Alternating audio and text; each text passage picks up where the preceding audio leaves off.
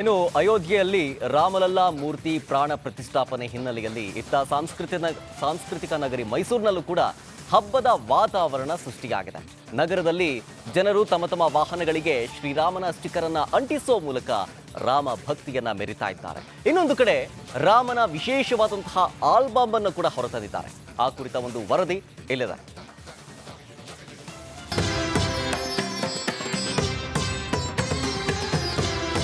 Bike, auto, ಕಾರುಗಳ ಮೇಲೆ sticker ಅಂಟಿಸಿಕೊಳ್ಳುವ ಮೂಲಕ ರಾಮ ಭಕ್ತಿ ಮೆರೆಯುತ್ತಿರೋ ಸವಾರರು, ನೂರಾರು ಶ್ರೀರಾಮನ ಸ್ಟಿಕ್ಕರ್ಗಳನ್ನು ಉಚಿತವಾಗಿ ನೀಡುವ ಮೂಲಕ ಶ್ರೀರಾಮನ ಭಕ್ತಿ ಮೆರೆಯುತ್ತಿರೋ ಜನರು ಇದೆಲ್ಲವೂ ಕಂಡು ಬಂದಿತ್ತು ಮೈಸೂರಿನಲ್ಲಿ.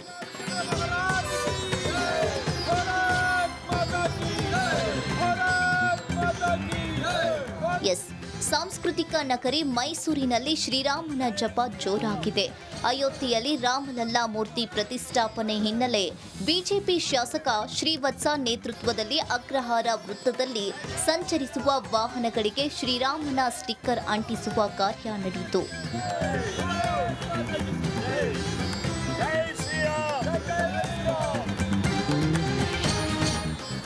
ಅಯೋಧ್ಯೆಯಲ್ಲಿ ರಾಮ ಮಂದಿರ ಉದ್ಘಾಟನೆಗೆ ಕೌಂಟ್ ಡೌನ್ ಶುರುವಾಗಿದೆ. ಇತ್ತ ಮಂಡ್ಯದಲ್ಲಿ ರಾಮ ಇದ್ದಂತ ದೇವಾಲಯ, ಪಾಳು ಬಿದ್ದಂತ ದೇವಾಲಯಕ್ಕೆ ಈಗ ಕಾಯಕಲ್ಪ ಕೂಡ ಸಿಕ್ಕಿದೆ. ಆ ದೇವಾಲಯ ಎಲ್ಲಿತ್ತು, ಅಷ್ಟಕ್ಕೂ ಐತಿಹಾಸಿಕ ದೇವಾಲಯಕ್ಕೆ ಕಾಯಕಲ್ಪ ನೀಡಿದ್ದಾದ್ರೂ ಯಾರು ಅನ್ನೋದನ್ನ ನೋಡೋಣ ಬನ್ನಿ.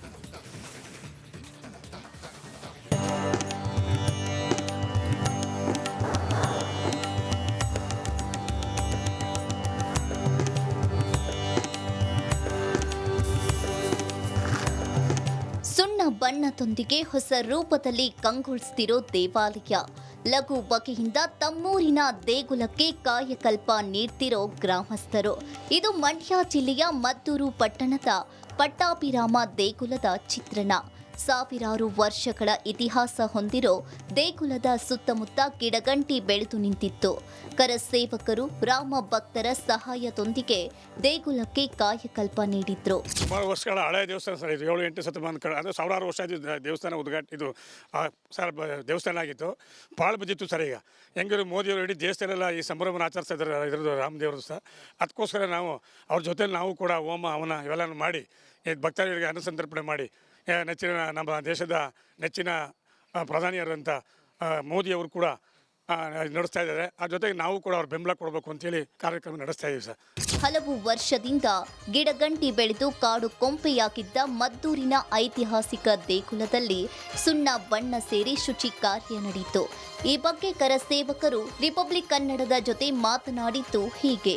ಇದು ನೆನೆಗುದಿಗೆ ಅಂತ ಬಿದ್ದಿದ್ದಂಥ, ಇದು ಪಾಳು ಬಿದ್ದಂಥ ಇದಕ್ಕೆ ಪಟ್ಟಾಭಿರಾಮ ದೇವಸ್ಥಾನಕ್ಕೆ ಇವತ್ತು ಕಾಯಕಲ್ಪ ಕೊಟ್ಟು ಅವತ್ತು 22ನೇ ತಾರೀಕು ಇಲ್ಲಿ ಹೋಮ ಎಲ್ಲ ಮಾಡಿ ಒಂದು ಅದ್ದೂರಿ ಕಾರ್ಯಕ್ರಮ ಮಾಡಿ ಭಕ್ತಾದಿಗಳಿಗೆಲ್ಲ ಒಂದು ಪ್ರಸಾದ ವ್ಯವಸ್ಥೆಯನ್ನು ಮಾಡಿಕೊಂಡು ಇದನ್ನು ಇಂಪ್ರೂವ್ ಮಾಡ್ಬೇಕಂತ ಹೇಳಿ ಹೇಳಕ್ಕೆ ಇಷ್ಟಪಡ್ತೀನಿ ಸರ್.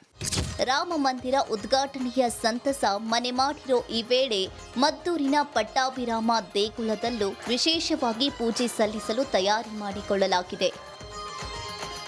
ವಿದ್ಯಾಕಾಶಿ ಧಾರವಾಡದಲ್ಲಿ ರಾಮನಾಮ ಸ್ಮರಣೆ ಜೋರಾಗಿದೆ.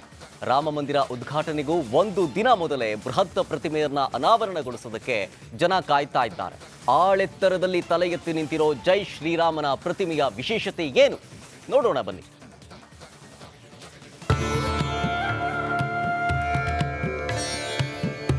ಜನವರಿ 22ರಂದು ರಾಮಮಂದಿರ ಉದ್ಘಾಟನಾ ಸಂಭ್ರಮ ಮೇಳೈಸಿದ್ರೆ ಇತ್ತ ಧಾರವಾಡದಲ್ಲಿ ಬೃಹತ್ ಶ್ರೀರಾಮನ ಪ್ರತಿಮೆ ಅನಾವರಣದ ಸಡಗರ ಮನೆ ಮಾಡಿದೆ. ರಾಮಮಂದಿರ ಉದ್ಘಾಟನೆಗೂ ಒಂದು ದಿನ ಮೊದಲೇ ವಿದ್ಯಾಕಾಶಿಯ ಅಯೋಧ್ಯೆ ನಗರದಲ್ಲಿನ ಪ್ರತಿಮೆ ಲೋಕಾರ್ಪಣೆಗೊಳ್ಳಲಿದೆ.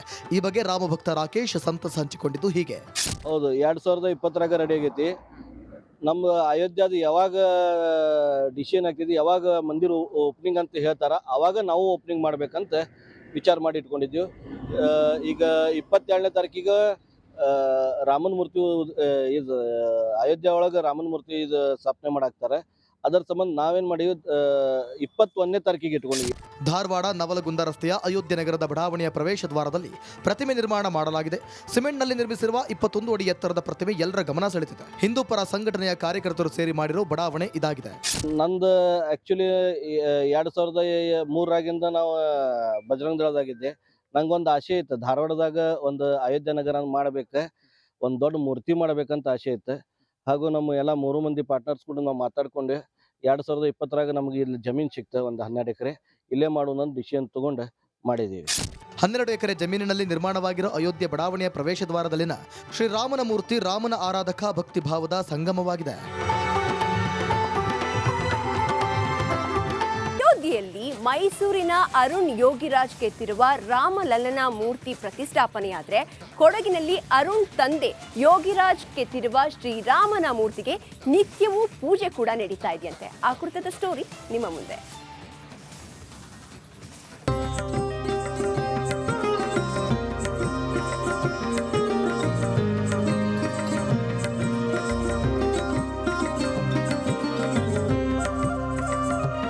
ಜನವರಿ 22ಕ್ಕೆ ಅಯೋಧ್ಯೆ ರಾಮ ಮಂದಿರ ಅದ್ದೂರಿಯಾಗಿ ಲೋಕಾರ್ಪಣೆಯಾಗಲಿದೆ. ಮೈಸೂರು ಮೂಲದ ಶಿಲ್ಪಿ ಅರುಣ್ ಯೋಗಿರಾಜ್ ಕೆತ್ತಿದ ರಾಮಲಲ್ಲ ಮೂರ್ತಿ ಪ್ರಾಣ ಪ್ರತಿಷ್ಠಾಪನೆ ಆಗಲಿದೆ. ಅರುಣ್ ಕಾರ್ಯಕ್ಕೆ ಇಡೀ ದೇಶವೇ ಕೊಂಡಾಡ್ತಿದೆ. ಇತ್ತ ಕೊಡಗಿನಲ್ಲಿ ಅರುಣ್ ತಂದೆ ಯೋಗಿರಾಜ್ ಕೆತ್ತಿದ ಮೂರ್ತಿ ಪೂಜೆ ಮಾಡಲಾಗಿದೆ.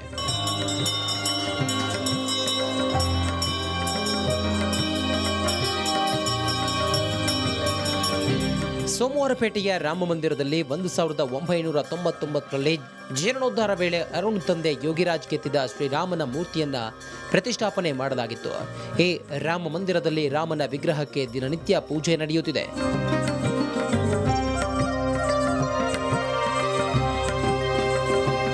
ಸಾಧಾರಣ ಎಷ್ಟೋ ಶತಮಾನದಲ್ಲಿ ತ್ರೇತಾಯುಗದ ಒಂದು ರಾಮನ್ನ ನಾವು ಕಲಿಯುಗದಲ್ಲಿ ನೋಡ್ತಾ ಇದ್ದೀವಿ.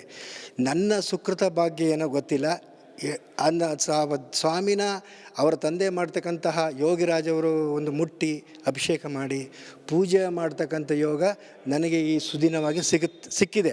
ಅದಕ್ಕೆ ನನ್ನ ಜನ್ಮಾಪ್ಯವಾಗಿ ಚಿರಋಣಿಯಾಗಿ ನಾನು ಇರ್ತೇನೆ.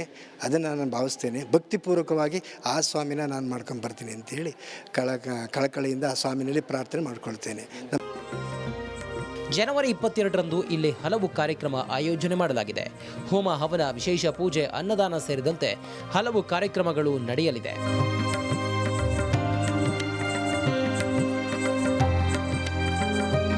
ಮೈಸೂರಿನ ಶಿಲ್ಪಿಗಳಾದಂಥ ಶ್ರೀ ಯೋಗಿರಾಜರವರು ನಿರ್ಮಿಸಿದಂಥ ಶ್ರೀ ರಾಮ, ಲಕ್ಷ್ಮಣ, ಸೀತಾ ಮತ್ತು ಆಂಜನೇಯ ವಿಗ್ರಹವನ್ನು ಅವರ ಕೆತ್ತನೆಯ ಮುಖಾಂತರ ನಾವು ಈಗ ಸೋಮವಾರಪೇಟೆ ದೇವಾಲಯದಲ್ಲಿ ಪ್ರತಿಷ್ಠಾಪಿಸಿದ್ದೇವೆ. ಅದೇ ರೀತಿ ಈ ದಿನ 22ರಂದು ಸೋಮವಾರ ಅಯೋಧ್ಯೆಯಲ್ಲಿ ನಡೆಯತಕ್ಕಂಥ ಈ ಒಂದು ಪ್ರತಿಷ್ಠಾಪನೆಯ ಒಂದು ಶಿಲ್ಪಿಯನ್ನು ಕೆತ್ತಿರ್ತಕ್ಕಂಥ ಅವರ ಪುತ್ರರಾದಂಥ ಅರುಣ್ ಯೋಗಿರಾಜರವರು ಸಹ ಒಂದು ವಿಶೇಷ ಸಂದರ್ಭ ನಮ್ಮ ಒಂದು ಈ ದೇವಾಲಯಕ್ಕೆ ಒದಗಿ ಬಂದಿದೆ. ಈ ಸಂದರ್ಭದಲ್ಲಿ ಸೋಮವಾರಪೇಟೆಯಲ್ಲಿ ವಿಶೇಷವಾದ ಒಂದು ಪೂಜಾ ಕಾರ್ಯಕ್ರಮವನ್ನು ನಾವು ಹಮ್ಮಿಕೊಂಡಿರ್ತೇವೆ. ಒಟ್ಟಾರೆ ಅಯೋಧ್ಯೆಯಲ್ಲಿ ಮಗ ಕೆತ್ತಿದ ಶ್ರೀರಾಮ ವಿರಾಜಮಾನವಾದರೆ ಕೊಡಗಿನಲ್ಲಿ ತಂದೆ ಕೆತ್ತಿದ ಶ್ರೀರಾಮನಿಗೆ ವಿಶೇಷ ಪೂಜೆ ನಡೆಯುತ್ತಿದೆ. ರಾಮ ಜನ್ಮಭೂಮಿ ಹೋರಾಟ ಇಡೀ ದೇಶಕ್ಕೆ ಸಂಬಂಧಿಸಿದ್ದಾದರೂ ಕೂಡ ದಕ್ಷಿಣ ಭಾರತದ ಮಟ್ಟಿಗೆ ಕರ್ನಾಟಕದ ಕೊಡುಗೆ ಅಪಾರ. ಲಕ್ಷಾಂತರ ಮಂದಿ ವಿವಿಧ ಸಂಕಲ್ಪಗಳ ಮೂಲಕ ತಮ್ಮ ತಮ್ಮ ಕಾಣಿಕೆಯನ್ನ ಕೊಟ್ಟಿದ್ದಾರೆ. ಆ ಕುರಿತ ಒಂದು ಸ್ಪೆಷಲ್ ರಿಪೋರ್ಟ್ ಇಲ್ಲಿದೆ. 80-90ರ ದಶಕದಲ್ಲಿ ರಾಮ ಮಂದಿರ ನಿರ್ಮಾಣಕ್ಕೆ ಸುಮಾರು 105 ಗ್ರಾಮಗಳಿಂದ ಇಟ್ಟಿಗೆಗಳನ್ನು ತೆಗೆದುಕೊಂಡು ಹೋದಂಥ ಹಿರಿಯ ವ್ಯಕ್ತಿ ಇವತ್ತು ಹಾಸನದಲ್ಲಿದ್ದಾರೆ.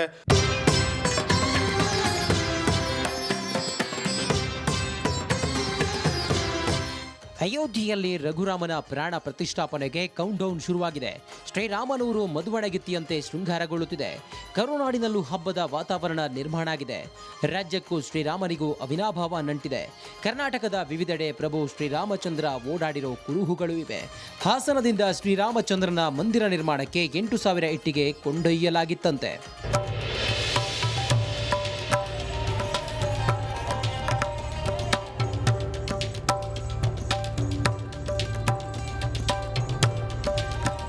ಹಾಸನದಿಂದ 8 ಲಾರಿಗಳ ಮೂಲಕ 8,000 ಇಟ್ಟಿಗೆಗಳನ್ನು ಅಯೋಧ್ಯೆಗೆ ಶಿಫ್ಟ್ ಮಾಡಲಾಗಿತ್ತಂತೆ. ಜಿಲ್ಲೆಯ 105 ಗ್ರಾಮಗಳಲ್ಲಿ ಇಟ್ಟಿಗೆಗಳಿಗೆ ಪೂಜೆ ಮಾಡಿಸಿ ರಾಮ ಮಂದಿರಕ್ಕೆ ಕೊಂಡೊಯ್ಯಲಾಗಿತ್ತಂತೆ. ದಶಕಗಳ ಹಳೆಯ ಫೋಟೋಗಳ ಸಮೇತ ಚಿತ್ರಣವನ್ನು 77 ವರ್ಷದ ಹಾಸನ ಮೂಲದ ಬೈರೋಜಿರಾವ್ ಬಿಚ್ಚಿಟ್ಟಿದ್ದು ಹೀಗೆ. 8 ಇಟ್ಟಿಗೆ ರಥಗಳು ಬಂತು. ಅದರಲ್ಲಿ ನಮ್ಮದು ಬಾಹುಬಲಿ ರಥ. ನಮ್ಮ ಏನು ಶ್ರವಣ ಚಾರುಕೀರ್ತಿ ಭಟ್ಟಾಚಾರ್ಯ ಸ್ವಾಮೀಜಿಯವರು ಈ ರಥವನ್ನು ಮಾಡಿಕೊಟ್ರು ಕರ್ನಾಟಕದಿಂದ, ನಮ್ಮ ಹಾಸನ ಜಿಲ್ಲೆಯಿಂದ ಅಂತ. ಆಗ ಆ 8 ರಥದಲ್ಲಿ 8,000 ಇಟ್ಟಿಗೆ ಗಾಡಿಗಳು ಹೋಗಿ ಬೀದರ್ ತಲುಪಿತು. ಒಟ್ಟು 60,000 ಇಟ್ಟಿಗೆಗಳು ಕರ್ನಾಟಕದಿಂದ ಹೋಗಿ ರಾಮ ಮಂದಿರ ನಿರ್ಮಾಣಕ್ಕೆ ಇಟ್ಟಿಗೆ ಬಳಸಲು ಕರುನಾಡಿನಲ್ಲಿ ಆಂದೋಲನ ನಡೆಸಲಾಗಿತ್ತು. ಅಯೋಧ್ಯೆಯಲ್ಲಿರುವ ರಾಮ ಮಂದಿರ ನಿರ್ಮಾಣವಾಗಬೇಕೆಂದು ನಡೆದಿರುವ ಹೋರಾಟಕ್ಕೆ ಕರ್ನಾಟಕದ ಕೊಡುಗೆ ಅಪಾರ.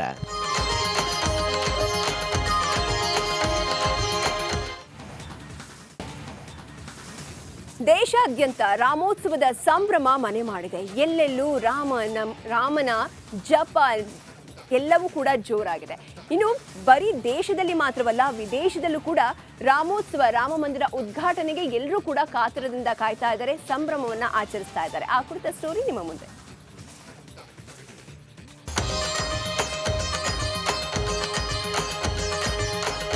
ವೈಭವ, ಗತ ವೈಭವ. ರಾಮ ಜನ್ಮಭೂಮಿಯಲ್ಲಿ ಗತ ವೈಭವ ಮರುಕಳಿಸಿದೆ. ಅಯೋಧ್ಯೆ ಮಧುವಣಗಿತ್ತಿಯಂತೆ ಸಿಂಗಾರಗೊಂಡಿದೆ. ನಾಳೆ ರಾಮ ಮಂದಿರದಲ್ಲಿ ಬಾಲರಾಮ ವಿರಾಜಮಾನವಾಗಲಿದ್ದಾನೆ. ದೇಶದ ಮೂಲೆ ಮೂಲೆಯಲ್ಲಿ ಸಂಭ್ರಮ ಮನೆ ಮಾಡಿದೆ. ಎಲ್ಲೆಲ್ಲೂ ಜೈ ಶ್ರೀರಾಮ್ ಘೋಷಣೆ ಮೊಳಗಿದೆ. ವಿದೇಶದಲ್ಲೂ ಶ್ರೀರಾಮೋತ್ಸವ ಆಚರಣೆ. ಸಿಡ್ನಿಯಲ್ಲಿ ಮುಗಿಲು ಮುಟ್ಟಿದ ಸಂಭ್ರಮ. ನಿಜ, ಕೇವಲ ಭಾರತದಲ್ಲಿ ಮಾತ್ರವಲ್ಲ, ವಿದೇಶದಲ್ಲಿ ರಾಮೋತ್ಸವವನ್ನು ಅದ್ಧೂರಿಯಾಗಿ ಆಚರಿಸಲಾಗ್ತಿದೆ. ರಾಮ ಮಂದಿರ ಉದ್ಘಾಟನೆಯನ್ನು ಸಂಭ್ರಮ ಸಡಗರದಿಂದ ಆಚರಿಸುತ್ತಿದ್ದಾರೆ. ಆಸ್ಟ್ರೇಲಿಯಾದ ಸಿಡ್ನಿಯಲ್ಲಿ ರಾಮ ಭಕ್ತರು ಪಟಾಕಿ ಸಿಡಿಸಿ ಸಂಭ್ರಮಿಸಿದ್ರು.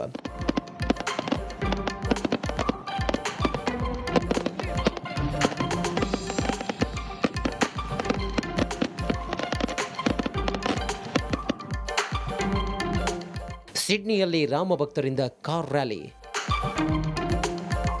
ಕಾರುಗಳಲ್ಲಿ ರಾರಾಜಿಸಿದ ಶ್ರೀರಾಮನ ಧ್ವಜ. ಅತ್ತ ಆಸ್ಟ್ರೇಲಿಯಾದ ಸಿಡ್ನಿಯಲ್ಲಿ ರಾಮ ಭಕ್ತರು ಪಟಾಕಿ ಸಿಡಿಸಿ ಸಂಭ್ರಮಿಸಿದರೆ,